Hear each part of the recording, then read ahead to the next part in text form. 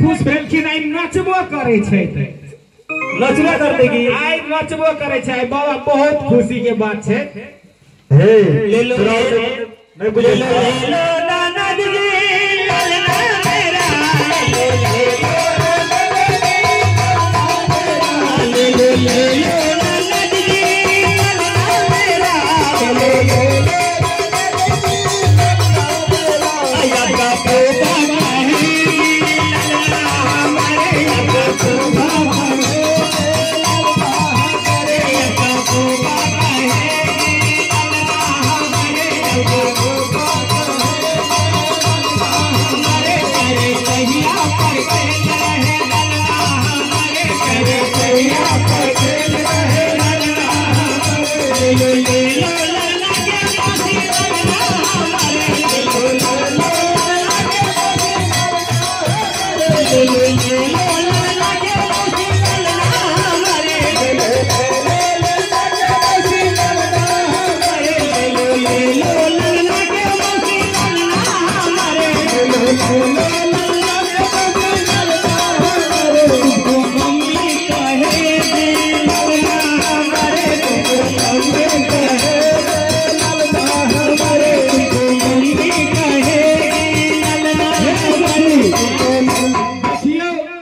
हिनकर आए बउआ के मामा एलखिन गा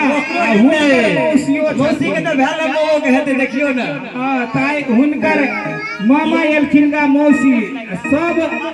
आए ए बधैया के स्रोत सब मन में आए एते उत्साह छै आए हनुमान जी के दरबार में बधैया के तरफ से बउआ के मामा और मौसी दोनों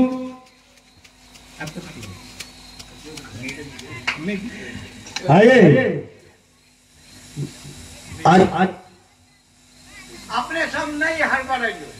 मामो तेरा मौसियो उठे आ तावे यहाँ पहले से हल्ला उठबै छै क्या उन्हें विचार है ओकरो बहिन के बच्चा में आ बउआ के दोस्त बाबा देखे छै हुरुक हुरुक मारे हो त सर हुनकी माला से काम चले वाला है सब बोलते चार पहिया पर खेल रहे